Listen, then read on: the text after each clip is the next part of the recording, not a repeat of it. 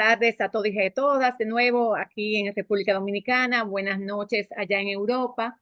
Desde la OEI en República Dominicana, les damos la más calurosa bienvenida a este 19º Encuentro Iberoamericano de Educación EIDE 2025, que en esta ocasión acogemos con mucha alegría y un poco aguados por este tema climático que nos ha tocado en la República Dominicana, junto a la Universidad Nacional Pedro Enríquez Ureña, y con el apoyo indudable de la Universidad Estadual Paulista, la Universidad de Alcalá y de todo el equipo EIDE. Agradecemos a todos y a todas su participación entusiasta.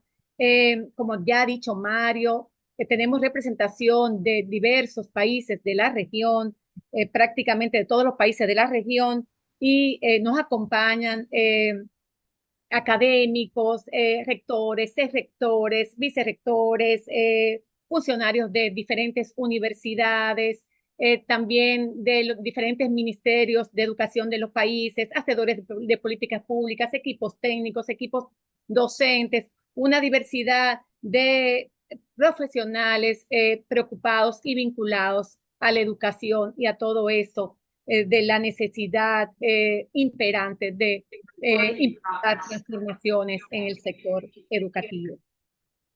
En esta ocasión me corresponde presentar a nuestro conferencista invitado, el doctor Francesc Pedró, lo cual, como ya también ha dicho Mario, para mí en lo particular es de un inmenso agrado y un gran honor. Francesc Pedró es catedrático de Políticas Educativas en el Departamento de Ciencias Políticas y Sociales de la Universidad Pompeu Fabra de Barcelona, España. Fue director del Instituto Internacional de la UNESCO para la Educación Superior en América Latina y el Caribe, UNESCO y ESAL, desde mayo del 2019 hasta septiembre del 2025. Lideró el servicio de asesoramiento en políticas educativas, incluyendo las revisiones de las políticas nacionales, así como estudios comparativos internacionales en el sector de la educación de la UNESCO en París, Francia. Trabajó en el Centro de Investigación e Innovación Educativas, CERI, de la OCDE, siendo responsables de proyectos como el Estudio Internacional sobre la Enseñanza y el Aprendizaje, TALIS, por en inglés.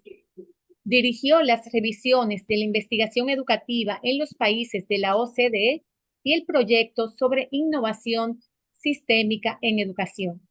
Se licenció en educación en la Universidad Autónoma de Barcelona y obtuvo un doctorado con una tesis sobre educación comparada de la Universidad UNED en España.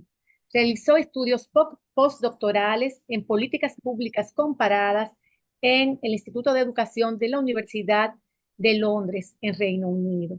Desde el año 2018 es miembro del Consejo Asesor de la OEI, realizando valiosas contribuciones a la generación del conocimiento y el intercambio de ideas para la promoción de la innovación educativa, la educación superior, el desarrollo sostenible y la transformación del aprendizaje. En el año 2024, Francesc Pedró fue invitado a formar parte del selecto grupo internacional de especialistas de educación continua y de adultos que se agrupan bajo el denominado Salón de la Fama. Como pueden apreciar, nuestro conferencista invitado es todo un lujo de los cuales estamos sumamente muy contentos, muy agradecidos y nos complace esta tarde presentarles en el marco de este EIDE 2025. Gracias a todos y a todos nuevamente por acompañar. Gracias a Francesc Pedró también por estar con nosotros desde la distancia.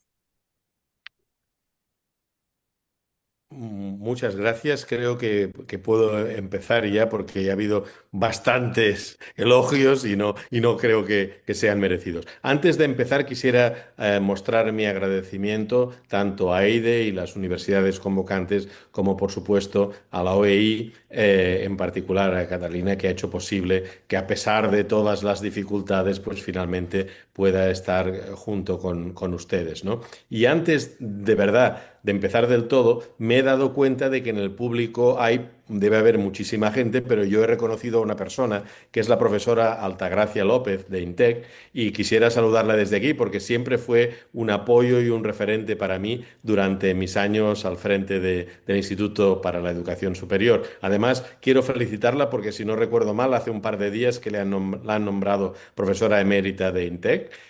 Con lo cual, vaya mi agradecimiento, que es una manera de empezar reconociendo también que quizá no soy la persona más adecuada para dar esta charla, porque hay en el público, me consta, muchas personas que de este tema saben más que yo. Entonces, si me permiten, yo quisiera que me activaran para que pueda compartir con ustedes ahora, ahí está, una breve presentación que deberían estar viendo ahora. Me imagino que sí, ¿verdad? Sí. Sí, muy bien. Entonces, ya sin más prolegómenos, yo he venido a darles una perspectiva un tanto crítica de lo que es el estado de los procesos, las políticas, las estrategias de capacitación de los docentes. Y lo haré aprovechando una perspectiva internacional como corresponde, lógicamente, a alguien que ha trabajado en la OCDE y también en la UNESCO, ¿no? Y quisiera, desde ese punto de vista, empezar hablando de algo que me sucedió no hace mucho, precisamente aquí en la República Dominicana.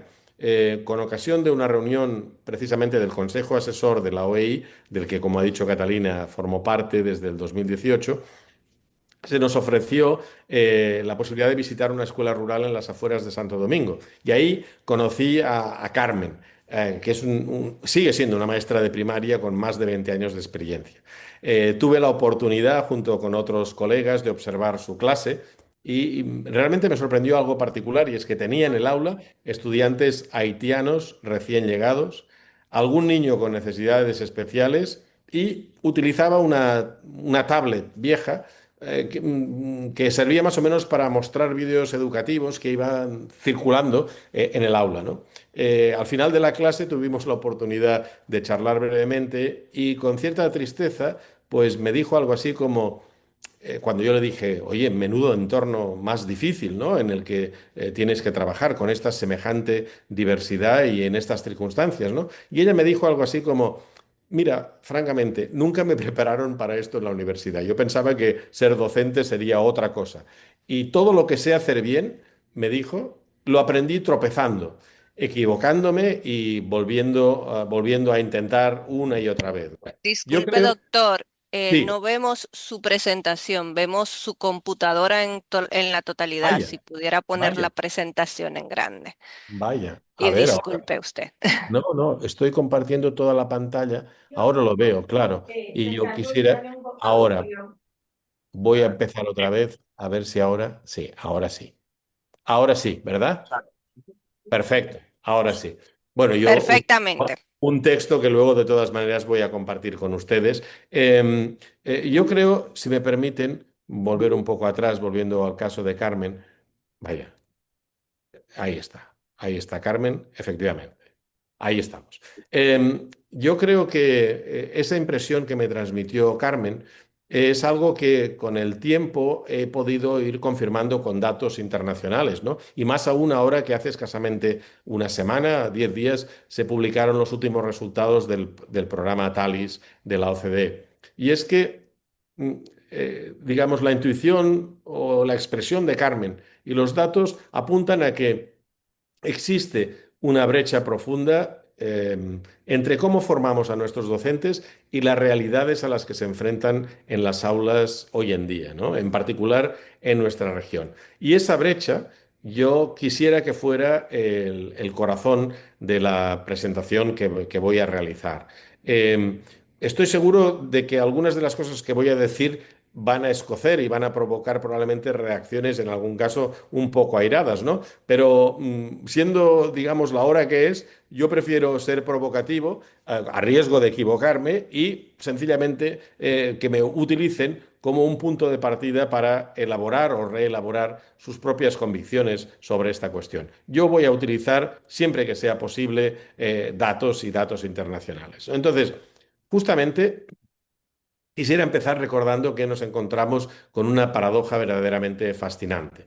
Por un lado, nunca antes habíamos tenido docentes tan formalmente educados como tenemos ahora, ¿no? Por ejemplo, en América Latina, más del 85% de los docentes tienen títulos que pertenecen al sector de la educación superior, algo que cuando yo estudiaba, muchas décadas atrás, pues era absolutamente impensable. Estábamos por debajo del 30%. Hoy es el 85%.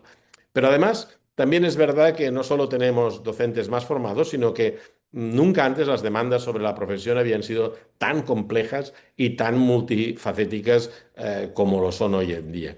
Los datos más recientes con los que contamos, que no incluyen todos los sistemas, por ejemplo, apenas sabemos nada en términos comparativos internacionales de la República Dominicana, pero sí de otros países como Brasil, Colombia, México y Costa Rica. Y todos ellos nos muestran que estamos en un momento de inflexión. No sé si será también el caso de las personas que están escuchando esta presentación, ¿no? Por una parte, la profesión docente está siendo, llamémosle así, redefinida por fuerzas globales en todo el mundo, ¿no? Desde años atrás la digitalización, ahora más recientemente la inteligencia artificial, pero también la migración, la diversidad, las crisis sanitarias y también las crisis climáticas, ¿no? Es decir, estamos en un contexto de policrisis en el cual la bandera de la docencia pues tiene que seguir ondeando, ¿verdad? Y lo hace con dificultades, porque a veces se diría que nuestros sistemas de formación siguen anclados en paradigmas del siglo XX. Yo sé que para muchos de nosotros, empezando por mí, probablemente el siglo XX está muy cercano, ¿no? Pero era otro siglo, era otro contexto. Se lo quiero demostrar solo poniéndoles un ejemplo. Ojalá me contradigan si hay tiempo luego para las preguntas, ¿no? La pregunta que yo me he hecho muchas veces es algo así como, ¿no deberían ser las facultades de educación los lugares donde la innovación educativa es cotidiana? ¿No deberían ser los centros de formación del profesorado la punta de lanza de la vanguardia de la renovación pedagógica? Miren, yo quiero contarles una anécdota, ¿eh?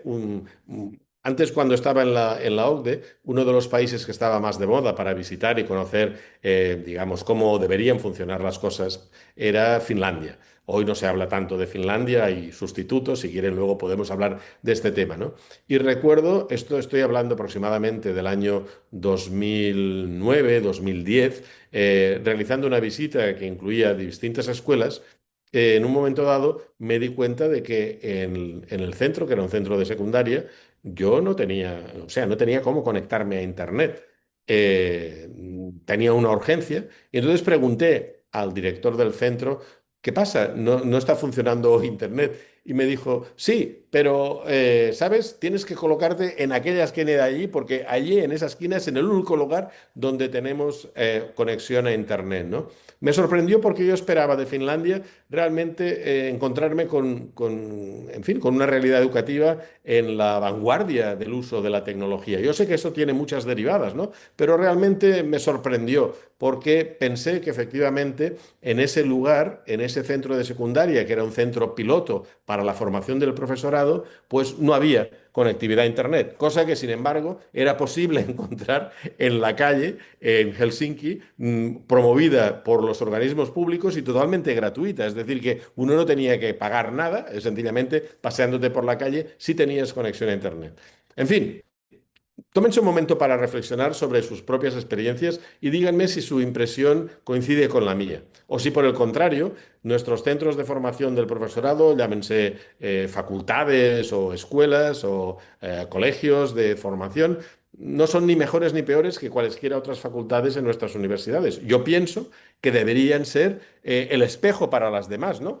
Pero no estoy muy seguro. Ojalá me equivoque, ¿no?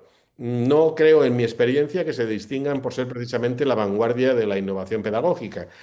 Dicho de otro modo, la experiencia que los estudiantes, futuros docentes, viven es una experiencia, digamos, queriendo ser lo más realista posible, semejante a la de cualquier facultad. Pero además les diré algo más. Basta echar un vistazo a la literatura académica para darse cuenta de que las facultades universitarias que reportan en la literatura más esfuerzos de innovación, evaluados empíricamente con resultados, son las facultades de medicina, seguidas de las de ciencia. No son las de ingeniería, pero tampoco las de humanidades ni las de pedagogía, ¿no? Algo pasa aquí. Pero lo interesante, lo que quiero destacar, dejándoles esta reflexión que, como dije, probablemente sea muy provocativa, es que esta no es una crisis exclusivamente latinoamericana, ni siquiera iberoamericana. Desde Finlandia, como dije, hasta Singapur, desde Canadá a Australia, todos los sistemas educativos están repensando cómo formar a sus docentes, entre otras cosas porque hay multitud de países que necesitan muchos docentes muy rápidamente y no los tienen, ¿no? Y aquí es donde nuestra conversación, yo diría, se vuelve especialmente relevante. ¿Qué podemos aprender de estas experiencias globales? ¿Cómo podemos adaptar estas lecciones a nuestros contextos únicos? Bien, déjenme que hable en primer lugar de la formación inicial. Eh, es el momento fundacional donde se supone que preparamos a los futuros docentes para su vida profesional en un contexto, pues eso, de profesionalización, ¿no? Con mucho realismo. Los datos globales revelan un patrón consistente y en algunos sentidos algo preocupante, ¿no? Cuando preguntamos a los docentes recién graduados, es decir, aquellos que hace menos de 5 años que se titularon o que empezaron a trabajar, sobre qué tan preparados se sienten, las respuestas son reveladoras, porque el 93% se siente bien preparado para enseñar el contenido de sus materias. Excelente, ¿verdad? El 89% se siente preparado en general en pedagogía. Pues también muy bien. Pero aquí es donde viene el giro dramático. Porque claro, eso en definitiva es capacidades o competencias teóricas, ¿no? Cuando les preguntamos sobre su preparación para la realidad actual de las aulas, los números, como ven, caen en picado. Y no estoy hablando de una pequeña disminución, ¿no? Estamos viendo caídas de 50, 60 puntos porcentuales, ¿no? Por ejemplo, en Costa Rica, mientras que casi todos los docentes noveles, ¿no? Los que tienen menos de 5 años de experiencia, se sienten preparados para enseñar matemáticas o lengua, menos de la mitad se siente listo para trabajar con estudiantes nicaragüenses recién llegados o para apoyar a niños con dificultades emocionales y necesidades educativas especiales en general. No es en realidad una falla de nuestras universidades pedagógicas, es un problema sistémico en realidad global, yo diría, ¿no? Además, podemos profundizar en estas brechas porque yo diría que aquí está el meollo del asunto. Solo el 33%, es decir, uno de cada tres docentes recién graduados, se siente preparado para enseñar en entornos multiculturales o multilingües, ¿no? Piensen un poco en el significado de esto. En una era de migración masiva, que ustedes, los que están en República Dominicana, viven desde hace años, donde nuestras aulas son cada vez más diversas, estamos enviando a 2/3 de nuestros docentes al campo de batalla sin las herramientas necesarias. Y la situación con el apoyo socioemocional es igual de alarmante. Solo el 44% se siente preparado.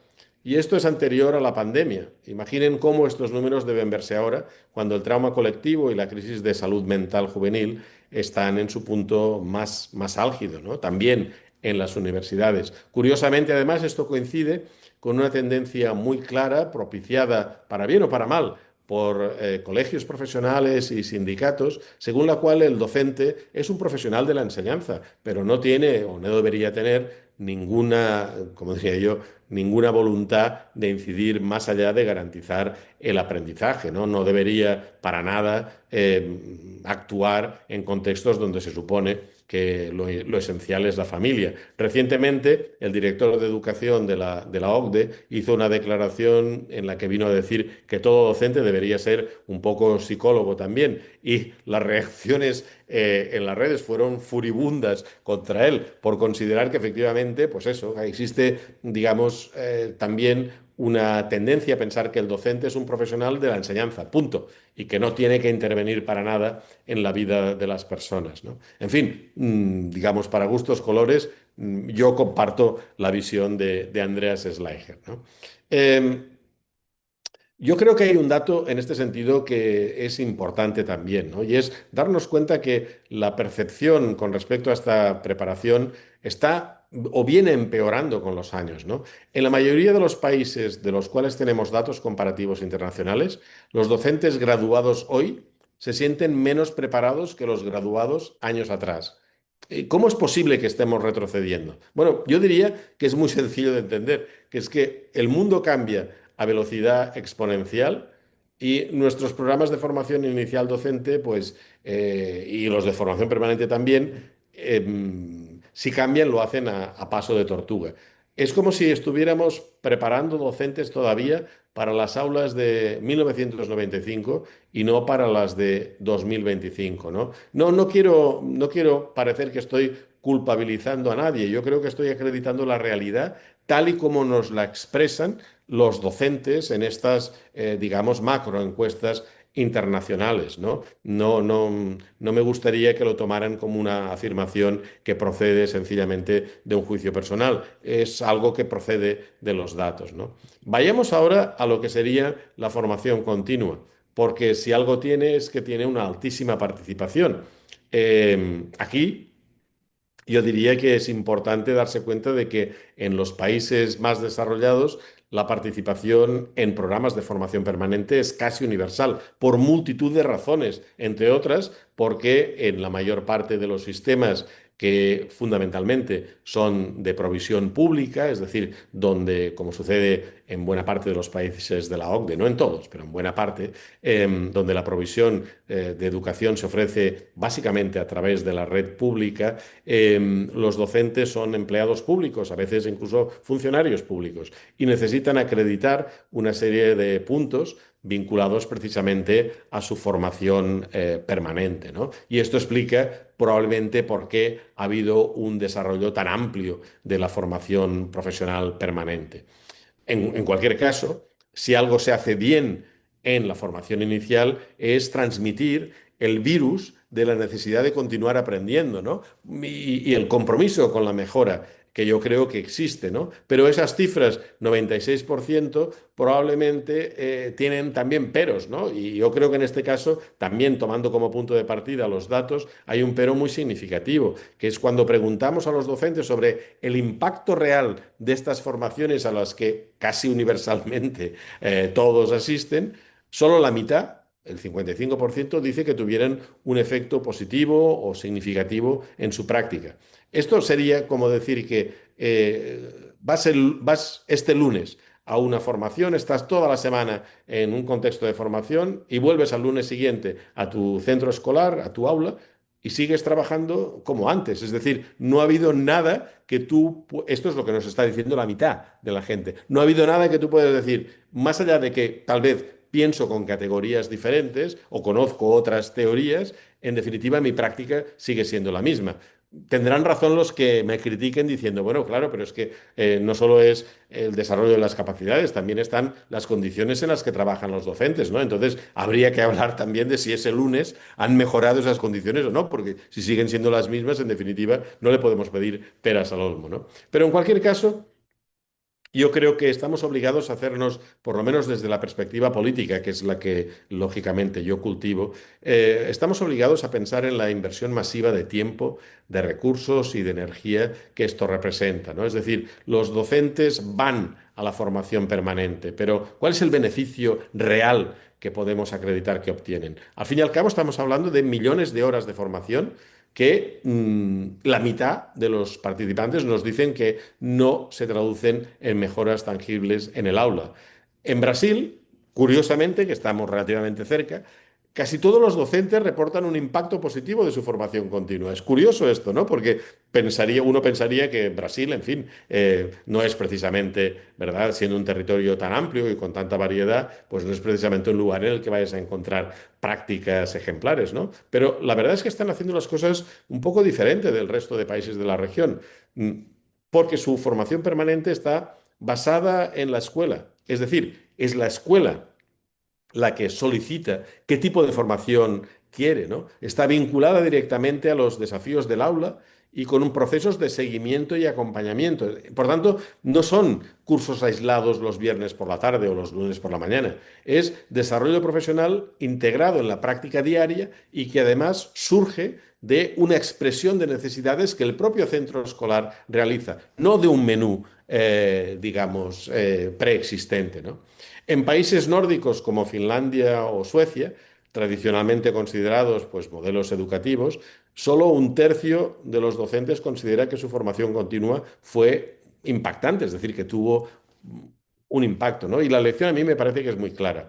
No se trata solo de ofrecer formación, que bien está, sino de cómo la diseñamos, la implementamos y la vinculamos con la realidad del aula y las preocupaciones cotidianas de los docentes. Y por tanto, hemos de partir del centro, ¿no? Déjenme ahora que hable de desafíos estructurales, porque son algunos, por lo menos en la lectura que yo hago, ¿no? En la formación inicial, a mi juicio, el problema principal es lo que yo llamaría, y sé que me van a criticar por esto, pero bueno, para esto estamos, ¿no? El síndrome del mundo paralelo, ¿no?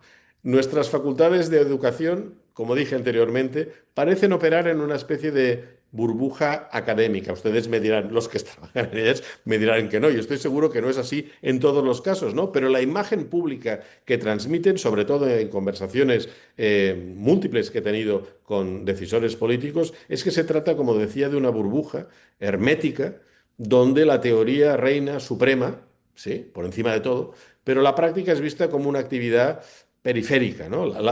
Digamos, las prácticas o el ejercicio práctico, no el núcleo de la formación. La práctica no es el epicentro de la formación, sino una guinda, por llamarle de algún modo, que se coloca en el pastel de una formación teórica. Miren, los futuros docentes en todos los países que yo conozco pasan años estudiando a Piaget, Vygotsky, Freire, vamos, y muchísimos más, ¿no? Lo cual probablemente sea fundamental, no quiero que me malentiendan, ¿no? A nadie le ahorraría esas lecturas y otras. Pero la cuestión es que si solo hacemos eso, o si fundamentalmente solo hacemos eso, cuando llegan al aula no saben qué hacer cuando Juanito le pega a María, cuando las familias, en lugar de apoyar, pues se vuelven elementos críticos, ¿no? Cuando no hay internet para la clase digital que planearon y a la que dedicaron tantas y tantas horas, ¿no? La teoría sin práctica es estéril. También es verdad que la práctica sin teoría es ciega. Necesitamos ambas, pero integradas desde el primer día. Ahora, eso sí, ustedes me dirán, no, esto ya lo hacemos. Bueno, está muy bien, pero yo creo que lo que hemos perdido un poco de vista es que el objetivo de la formación docente, o la formación inicial docente, es o debe ser una formación profesionalizadora de agentes que deben estar ciertamente comprometidos con su mejora constante, con la investigación, pero básicamente tienen que salir a la trinchera docente sabiendo desde el primer día cómo comportarse, ¿no? Y esto, con la oferta que estamos, digamos, teniendo actualmente, no parece garantizada. El segundo desafío es la fragmentación, digamos, una constatación, y es que formación inicial y continua operan como dos mundos separados, a veces sin comunicación, porque los organizadores de la formación inicial son unos y los de la formación continua son otros. Los primeros acostumbran a ser las universidades, los segundos más bien los ministerios de educación y sus equivalentes, que luego utilizan a las universidades como agentes, ¿no? Es como si, digamos, pensáramos que en realidad lo mejor que puede suceder es dejar en manos de, por una parte, las universidades decidir en qué consiste hoy la práctica docente y por otra, en manos de los ministerios, discernir cuáles son los problemas a los que se enfrentan en el aula. Todos, universidades, autoridades, deben participar, lógicamente, en un proceso de análisis de necesidades, pero ¿verdad que si ustedes quisieran crear una heladería desde el principio, lo primero que harían sería preguntar a sus futuros clientes, empezando por su familia, ¿no? Su marido, su esposa, sus hijos, sus abuelos, cuáles son los sabores que prefieren para empezar, digamos, dando salida a lo que el público quiere? En formación permanente parece que no, esa visión centrada en las necesidades del docente no parece clara, ¿no? Y un tercer desafío, que este me duele también admitirlo, es que muchos de nuestros formadores de formadores, y aquí me van a pegar también, estamos desconectados de la realidad escolar actual. Yo siempre puedo escudarme diciendo, bueno, es que yo me dedico al mundo de las políticas educativas, ¿no? Pero yo creo que deberíamos preguntarnos, no me peguen muy fuerte, ¿eh? Puedo aceptar que se revuelvan, ¿no? Pero ¿cuándo fue la última vez que el profesor de didáctica tal de la Facultad de Educación pisó un aula de escuela pública no para investigar, sino para dar clase? En fin, no sé, ustedes me lo dirán, ¿no? Pero esto no es lo que pasa, por ejemplo, con la carrera de medicina o de enfermería, donde hay efectivamente una aproximación clínica. Los docentes, las docentes, al tiempo que están investigando y que están formando, están haciendo práctica, ¿verdad? ¿Por qué esa aproximación no la tenemos nosotros en el ámbito docente? ¿No sería mucho mejor que una parte sustancial, mayoritaria, tal vez no todos, porque debe haber igualmente investigadores puros, ¿no? Pero la parte mayoritaria del cuerpo docente tuviera una vinculación directa con la práctica cotidiana? Yo creo que si seguimos manteniendo esta desconexión, que debe tener también en algún lugar alguna ventaja, ni que sea para los propios formadores de formadores, en realidad lo que estamos haciendo es perpetuar el ciclo de irrelevancia, ¿no? Discúlpeme que sea tan crítico, ¿no? Pero también verán que tengo buenas noticias. También en el caso de la formación continua, existen desafíos diferentes, pero igualmente complejos, ¿no? Por ejemplo, de estas encuestas internacionales podemos destacar que el 63% de docentes cita la falta de tiempo como la principal barrera. Y no es que los docentes sean perezosos, yo creo que todo lo contrario. Es que les pedimos que se formen mientras mantienen cargas lectivas completas, corrigen cientos de tareas, atienden a familias y muchas veces, en particular en nuestra región, pero también en otras regiones del mundo, se ven obligados a trabajar en múltiples turnos, a veces en escuelas distintas, para conseguir acceder a un sueldo digno, ¿no? El coste precisamente es otra barrera crítica, especialmente en América Latina, ¿no? El 46% de los docentes aquí en la región dice que simplemente no puede pagar la formación que necesita. Y yo creo que esto es una ironía muy cruel, porque los docentes que más necesitan formación, los que trabajan en contextos más desafiantes o con poblaciones más vulnerables, son precisamente los que menos pueden pagarla. En realidad, en términos de políticas educativas, cada vez hay más una tendencia a privilegiar, incluso salarialmente, a aquellos docentes que trabajan precisamente en contextos, digamos, de vulnerabilidad, ¿no? Pero esto está muy lejos todavía de la realidad de América Latina. Además, como dije anteriormente, quizá el problema más profundo es la desalineación entre lo que se ofrece, que es decidido en las sedes de los ministerios, y lo que se necesita. Digamos que es lo que en el fondo me decía Carmen, ¿no? Los docentes, en particular los noveles, claman por tener apoyo en el manejo del aula, pero, digamos, tienen a su alcance cursos sobre teorías del aprendizaje. Los más experimentados necesitan actualizaciones digitales, ¿no? Pero reciben talleres sobre planificación de lecciones, ¿no? Es como si el sistema de formación continua operara en piloto automático, ¿no? Ofreciendo lo mismo o prácticamente lo mismo año tras año, escuchando las modas y las tendencias de lo que se hace en el país de al lado, ¿no? Sin escuchar o sin prestar atención a las voces de los propios docentes, ¿no? Y, por último y no último lugar, no olvidemos la fatiga del cambio constante. Cada nuevo gobierno trae su reforma educativa, su proyecto de ley, su nuevo enfoque pedagógico mesiánico, su conjunto de siglas y nuevas metodologías. Y, por supuesto, todo esto acompañado de los correspondientes informes, formularios que hay que rellenar, etcétera, etcétera, ¿no? Los docentes nos dicen estar exhaustos de mantenerse al día, no como profesionales, sino con cambios políticos que muchas veces son más cosméticos que sustanciales, ¿no? Pero vamos con las buenas noticias de una vez, ¿no? Porque hay respuestas innovadoras que se están cultivando aquí y allí, que vale la pena, digamos, recordar. La primera, por ejemplo, es las vías alternativas de acceso a la docencia, los llamados, por ejemplo, programas de fast track, ¿no? De avance rápido. Esto empezó muchos años atrás, décadas atrás, con una iniciativa llamada Teach for America, que luego se ha reproducido en multitud de países y que tenía o se basaba en la intuición de que si pudiéramos encontrar a jóvenes estudiantes universitarios a punto de graduarse, con expedientes académicos brillantes en cualquier disciplina, tal vez ofreciéndoles solo unas semanas, normalmente no más de 3 a 5 semanas de formación, y los lleváramos a aulas precisamente de poblaciones en desventaja, tal vez, si ellos mostraran su compromiso, ¿verdad? Tal vez conseguiríamos buenos resultados. Y no les obligaríamos a pasar por 4 años o 5 años de formación teórica en las escuelas o los centros de formación del profesorado, ¿no?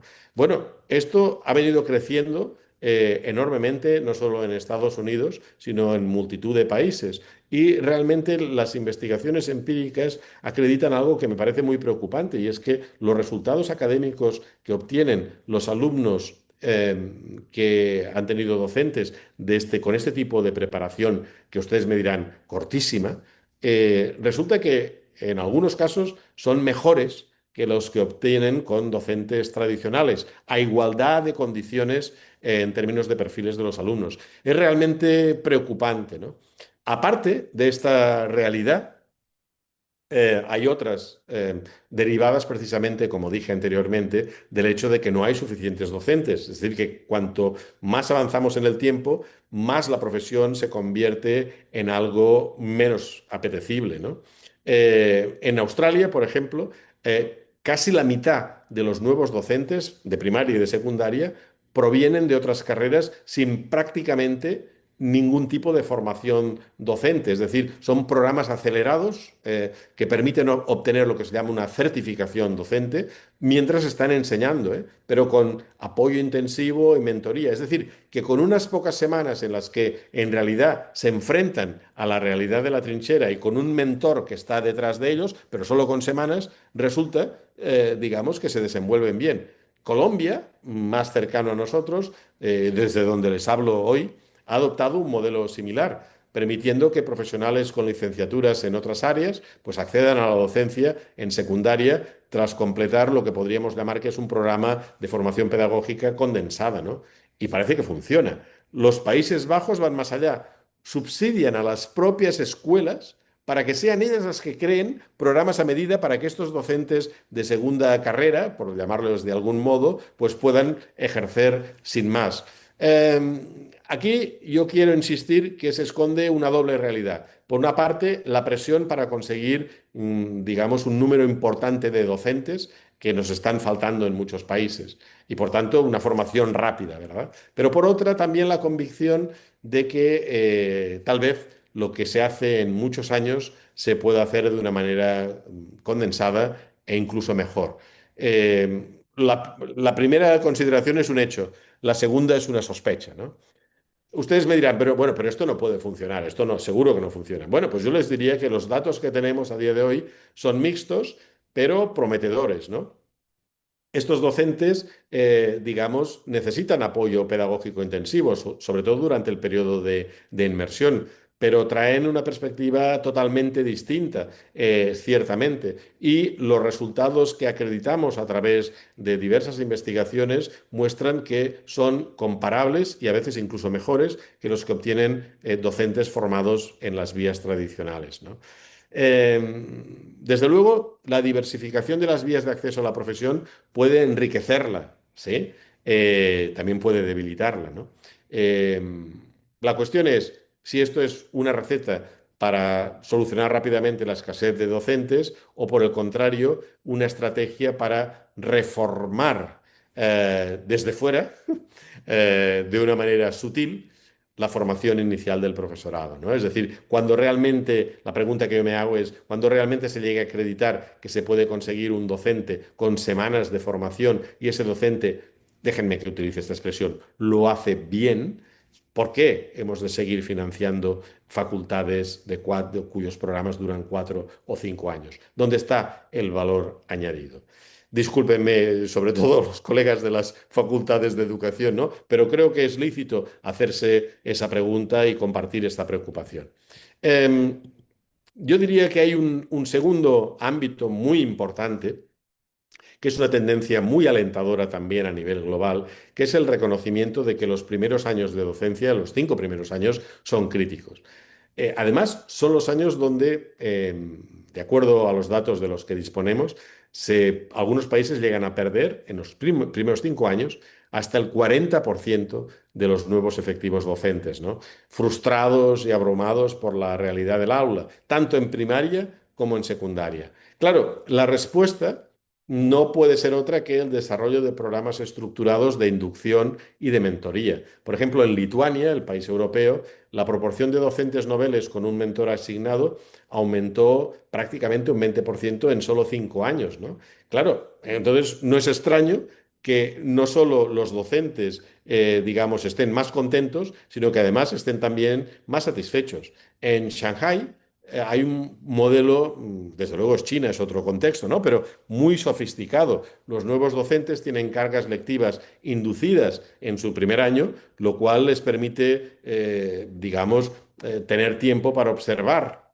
a colegas experimentados, reflexionar con ellos sobre la práctica de los más experimentados y recibir retroalimentación intensiva. Allí es, como en Singapur, el lugar donde para progresar como profesional, un docente de primaria no tiene que pensar en cómo lo voy a hacer para devenir docente de secundaria, o un docente de secundaria, cómo voy a hacer para ingresar en la universidad porque se dan menos horas de clase y se cobra un poco mejor. No, no. En Shanghái, en Singapur, en tantos y tantos países, un docente de primaria puede tener una carrera, digamos, que en términos de remuneración le lleve incluso más allá de lo que percibiría el docente tipo en educación secundaria. Basta con que se muestre como un profesional que no solo hace una contribución significativa al aprendizaje de los alumnos, sino también ejercer de mentor para los nuevos, ¿no?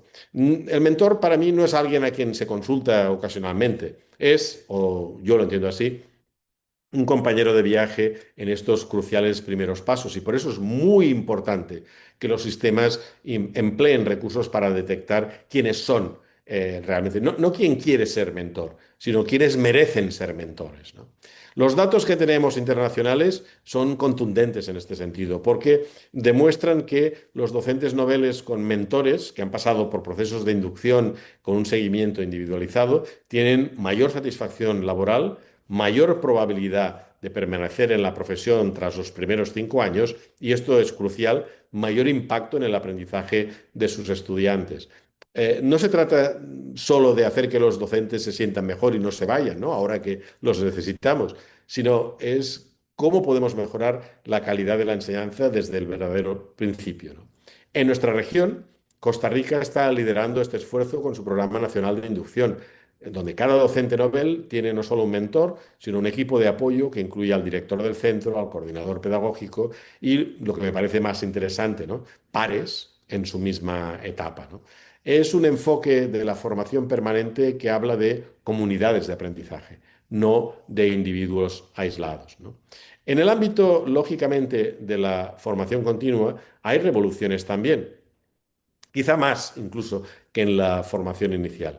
El viejo modelo de cursos aislados, desconectados de la práctica, está siendo reemplazado en muchos lugares por algo mucho más orgánico y efectivo. En Japón, por ejemplo, se habla del llamado estudio de lecciones, que ahí se lo he puesto en japonés, ¿no? Los docentes trabajan colaborativamente para planear, observar y refinar lecciones. No es formación que ocurre fuera de la escuela, es la escuela que se convierte en un espacio de aprendizaje continuo entre pares, en definitiva, con distintas experiencias.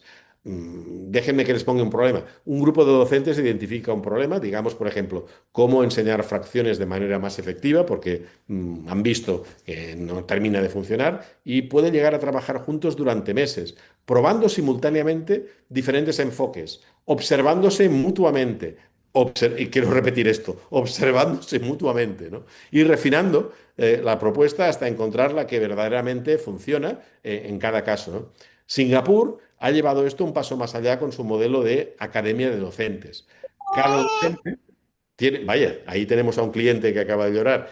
Cada docente tiene 100 horas anuales dedicadas al desarrollo profesional, no fuera del horario laboral, sino como parte integral de su trabajo. Porque la formación está directamente vinculada a las necesidades de mejora escolar identificadas por ese mismo centro, ¿no? La provincia de Ontario, en Canadá, nos ofrece otra innovación, el programa de liderazgo docente. Los maestros, los docentes, pueden asumir roles de liderazgo sin necesidad de que por ello dejen el aula o tengan docencia reducida. Es desarrollo profesional a través de nuevas responsabilidades y desafíos, no solo a través de cursos. Déjenme que lo resuma. La clave en todos estos modelos es la integración. La formación no es algo que le sucede al docente, algo que se le propone al docente, sino que es algo que el docente, él mismo, ella misma, hace como parte natural de su práctica profesional. Y voy terminando. Eh, Ninguna de estas innovaciones funciona sin un cambio sistémico más profundo. Y aquí llegamos a lo que considero el factor más crítico, que es la participación genuina de los docentes en en el diseño de su propia formación y desarrollo.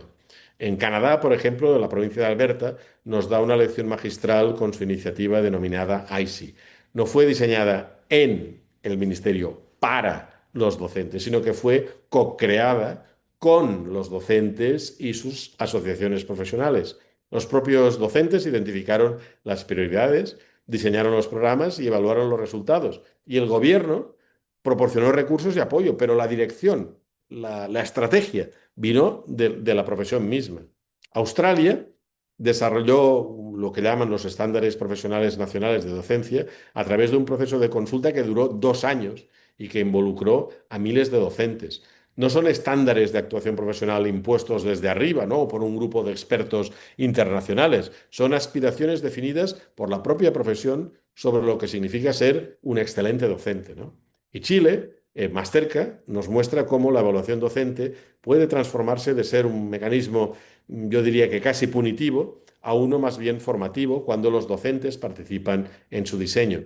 Su propio sistema de desarrollo profesional docente, construido con amplia participación del Colegio de Profesores, así se denomina allí, vincula evaluación, formación y progresión en la carrera profesional de manera coherente. Por tanto, el mensaje, a mi juicio, es claro, ¿no? Las reformas diseñadas para los docentes, pero sin los docentes, están condenadas, si no al fracaso, por lo menos a la irrelevancia, ¿no?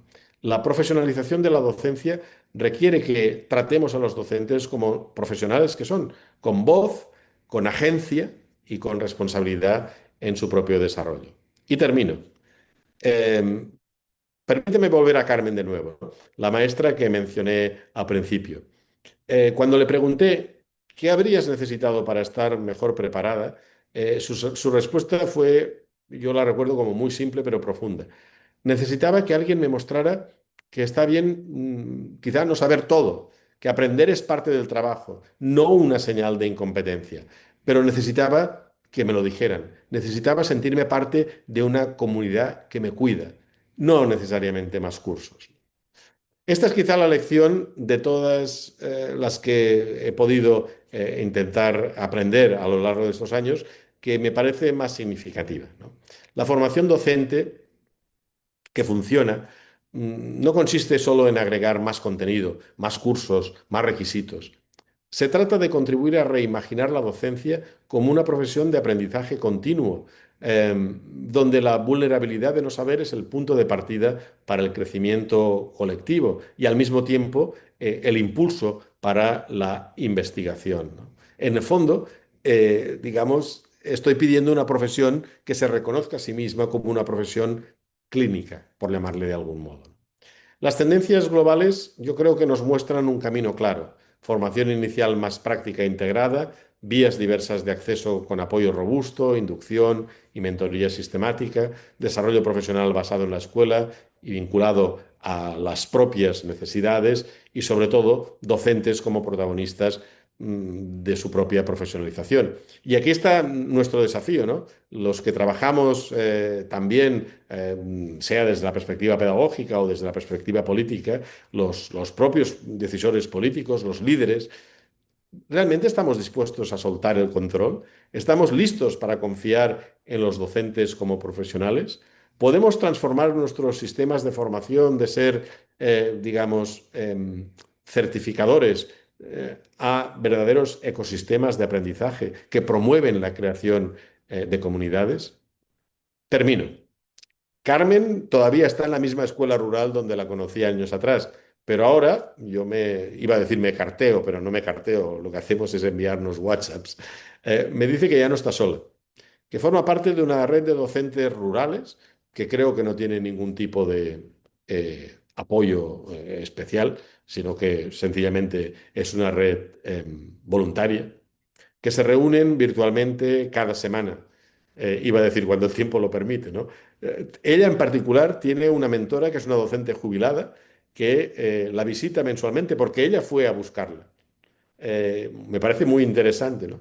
Y su escuela dedica cada viernes por la tarde 1 hora y media al aprendizaje colaborativo, ¿no?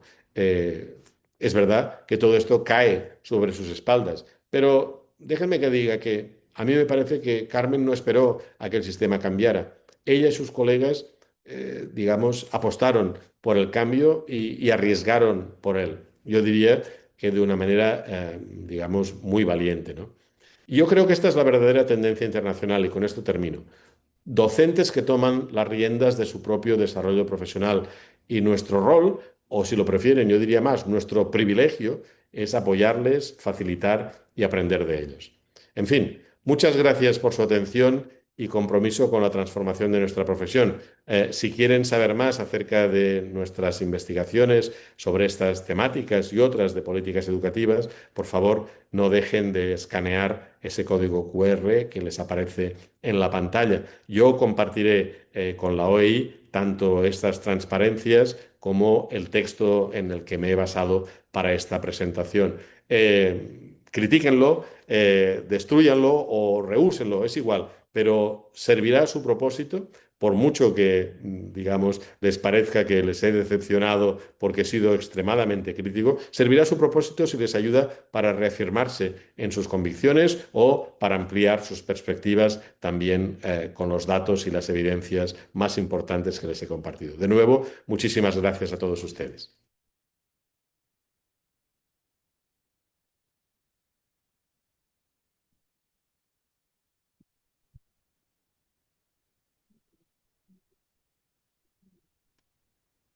Muchas gracias, Francés. No sé si desde la sala aquí se oye mucho ruido con la tormenta, no sé. Mario, si quieres decir unas palabras de cierre de esta sesión, muchísimas gracias, excelente conferencia, nos dejan muchas reflexiones a todos los que estamos aquí. Buenas tardes de nuevo. Gracias, Francesc, por tu magnífica conferencia. Yo creo que en sintonía clara con lo que aquí se está debatiendo, no solamente este año, sino en años anteriores de este Congreso Internacional e Interuniversitario. Aquí en la mesa hay personas cualificadísimas. A mi derecha está, por ejemplo, José Luis Piselli, de la Universidad Estadual Paulista de Brasil. Está Julio Cañero, vicerrector de Relaciones Internacionales de la Universidad de Alcalá. Está Alberto Gárate. Bueno, tendría que mencionar, porque tenemos la sala absolutamente llena de Alberto Gárate de CETIS, de Baja California. Así que aquí hay una representación extraordinaria. Ojalá que haya algunas preguntas. Tenemos necesariamente que terminar en aproximadamente 10 minutos, 15, así que invito a los presentes a que compartan conmigo.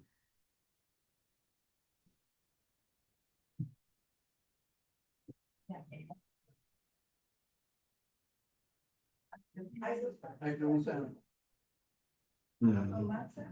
Adelante.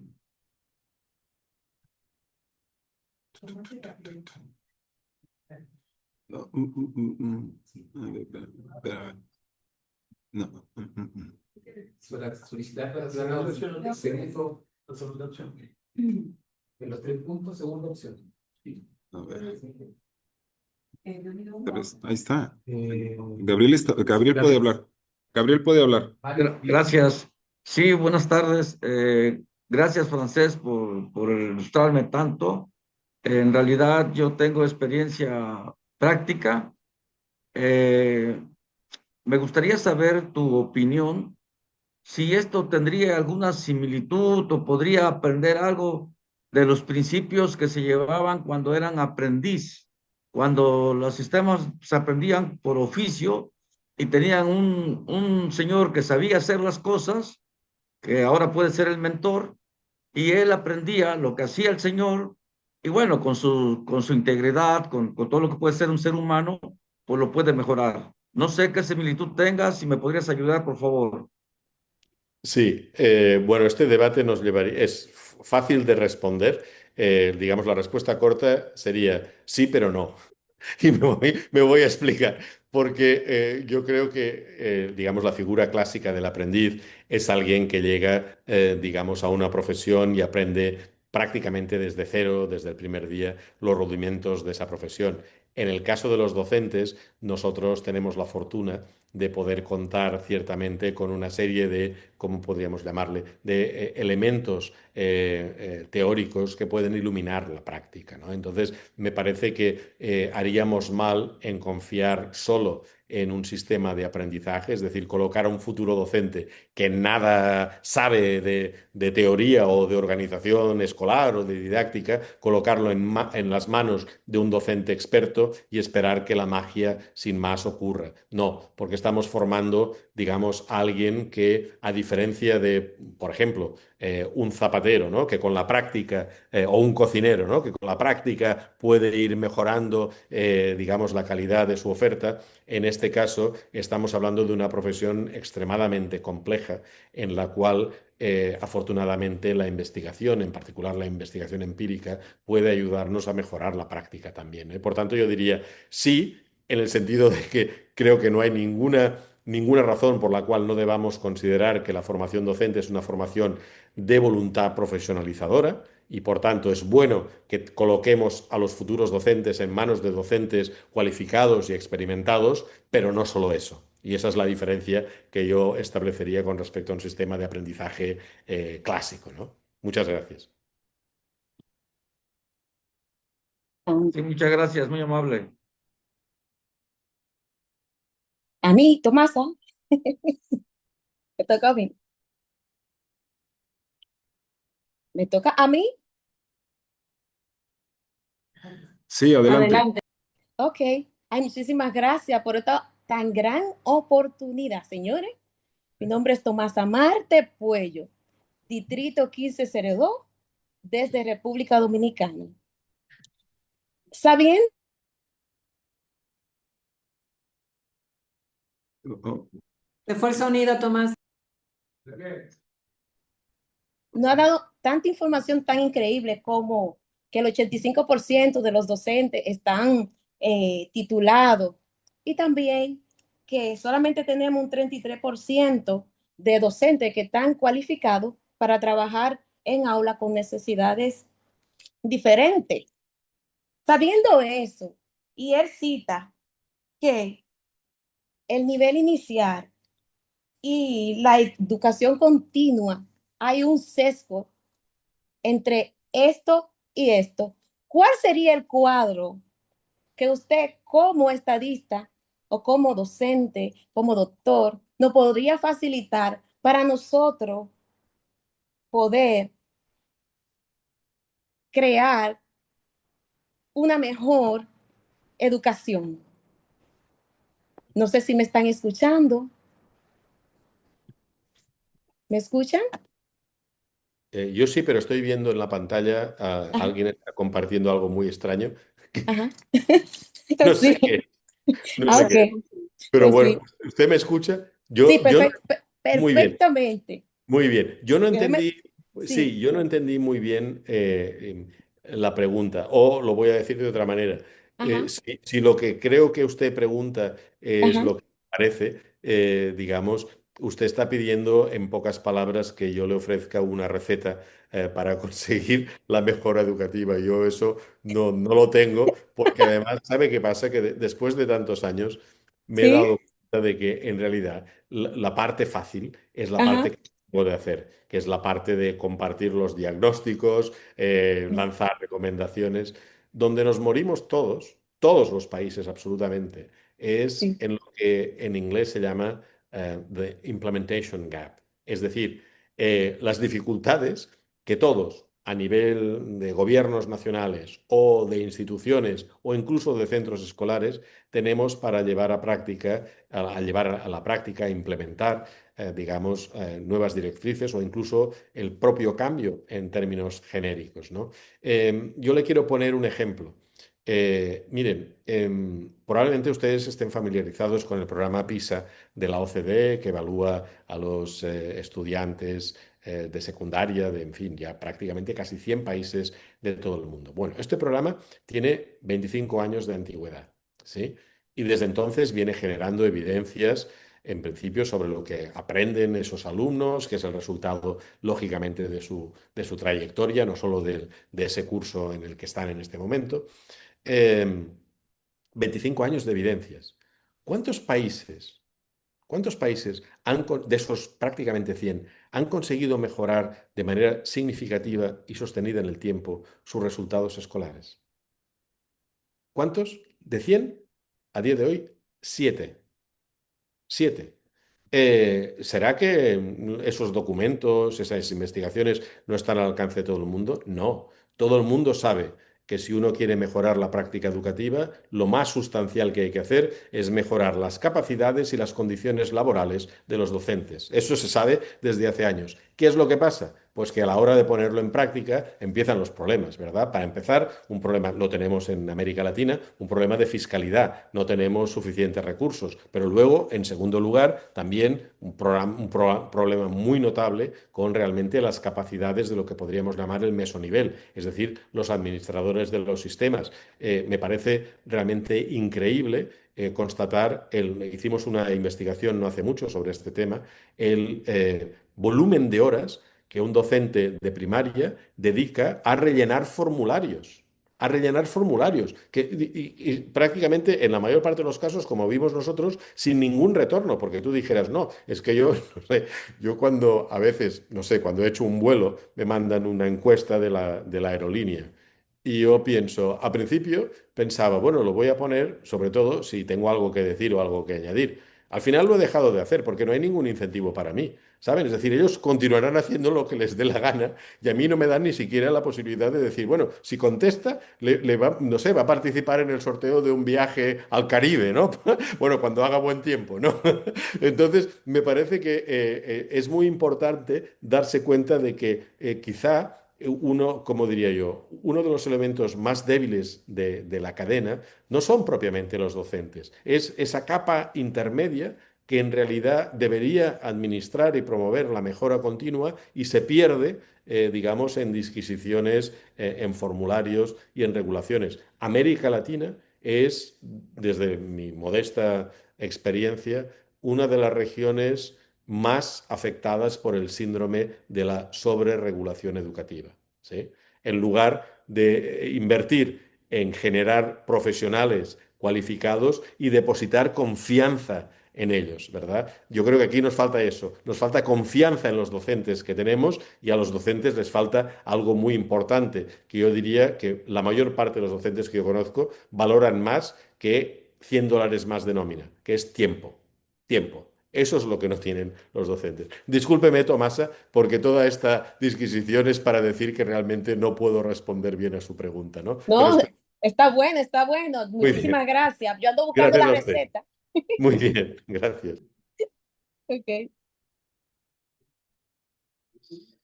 Hola, bona nit. Jo soy Francesc. Soy Jesús García de la Universidad de Alcalá. Quería preguntarte básicamente, he observado lo que has comentado sobre las universidades y tal, reflejado también en los ejemplos que has dado de las mentorías después. Y lo que me doy cuenta es que sobre todo los problemas los estamos teniendo en países donde hay un alto intervencionismo en lo que es digamos, la carga silábica de la propia carrera universitaria. Por ejemplo, en España llevamos esperando las famosas órdenes ECI desde el año aproximadamente 16 y las han tirado ya 3 veces. Entonces, y luego además sabes que hay también una distribución bastante irregular en términos de economía en distintas comunidades autónomas. Mi pregunta en ese sentido es, ¿qué se puede hacer ante esta situación tan intervencionista que tienden a tener casi todos los países, los partidos en los gobiernos? Bueno, también una pregunta, digamos, como para resolverla rápido, ¿no? En fin, mira, yo, la verdad, no creo que en todas partes suceda lo mismo. Me da la sensación de que una de las fórmulas que parece funcionar más y mejor, y lo digo a la luz de 25 años, digamos, de evidencia empírica a través de PISA, de TIMSS y otros, es justamente la devolución de responsabilidades a los docentes y a los centros educativos. En principio, esa es, digamos, una cuestión de confianza. Pero luego sucede, y por eso yo pienso que es de ahí de donde vienen los frenos, luego sucede que esta cesión de responsabilidad, o devolución, yo diría, porque en origen era el docente el que decidía, ¿verdad? Esa devolución de responsabilidad, incluso de mayor autonomía conferida a los centros educativos, viene acompañada en un contexto de desigualdades sociales y económicas, viene acompañada por un riesgo que muchos países no quieren asumir, que es el riesgo de la diversificación de la oferta y, en el fondo, de la conversión del sistema educativo en una nueva palanca para, digamos, incluso profundizar en esas desigualdades, ¿no? Y ahí es donde yo creo que muchos países se mueven. En aquellos países donde, déjame que lo explique rápido y me vais a disculpar por expresarme tan mal, ¿no? Pero en aquellos países donde existe donde la mayoría de la población pertenece a lo que podríamos denominar una clase media ilustrada, clase media desde el punto de vista económico, pero también ilustrada desde el punto de vista del nivel educativo, la devolución se acompaña de un ejercicio mayor de responsabilidades también por la comunidad educativa. Lo voy a expresar muy mal, pero seguro que se entenderá lo que quiero decir. Uno puede confiar en las familias porque las familias no tienen necesidades, digamos, perentorias del día a día y al mismo tiempo tienen criterio y por tanto pueden aportar. Pero ¿qué sucede en aquellos lugares donde efectivamente, por ejemplo, las escuelas públicas trabajan con poblaciones vulnerables o en lugares de desventaja social y económica? Esa devolución puede empobrecer la oferta, ¿verdad?, que realiza la propia escuela, a no ser que se acompañe de una mayor inversión educativa. Y ahí volvemos de nuevo a, digamos, que es primero el huevo o la gallina. ¿Cuántos sistemas educativos están dispuestos a reconocer que los docentes que trabajan en contextos vulnerables en realidad tienen una mayor responsabilidad que los restantes? ¿Están los sindicatos dispuestos a aceptarlo? ¿Están dispuestos a aceptar que la remuneración acompañe digamos, esa mayor complejidad? En fin, lamentablemente, de nuevo, no tengo una respuesta clara para esa cuestión, pero me da la sensación de que, digamos, nos debatimos entre cuándo conseguiremos la plataforma o el piso básico de tranquilidad socioeconómica, cultural y educativa en nuestras sociedades, como para garantizar que la devolución de responsabilidades, sobre todo en términos de autonomía, autonomía docente y autonomía de los centros, no se traduce en una profundización en las desigualdades existentes. ¿Sí? Discúlpame porque no sé si respondí bien. Esto del online pues tiene lo que tiene y no podemos ya prolongar para la interesantísima sesión. Creo que nos has hecho el ofrecimiento sincero y real de que vamos a disponer de la documentación, así que no dudes que la van a utilizar muchas personas. Muchísimas gracias, Fran. seguir debatiendo y queremos hacer la llamada de atención a todas las personas, en algunos momentos más de 200 que en la sala, para que ahora a las 15:30 hora local, pues vamos a seguir trabajando y con la dinámica que teníamos prevista. Muchísimas gracias, Francesc, y por favor que Catalina finalice como corresponde a la anfitriona. Sí, muchas gracias, Mario. Nada, ya creo que sobre las palabras, solamente volver a agradecer a Francesc eh, su generosidad y ofrecimiento por esta extraordinaria conferencia que, bueno, como ustedes saben, teníamos previsto que Francesc estuviera con nosotros ayer aquí y bueno, está hoy en Colombia y desde allí está junto a nosotros gracias a la tecnología. Gracias a todos y todas por acompañarnos e invitarlos a que sigan con nosotros en el aire, ahora en la sección que viene y que estén atentos para ya ver la reprogramación del día de mañana. Como bien dice Mario, toda esta conferencia y estas informaciones también las estaremos compartiendo con toda la comunidad EIRE.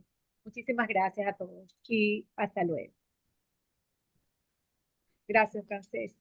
Nada, fue un placer y un honor. Muchísimas gracias. Gracias a ustedes. Gracias.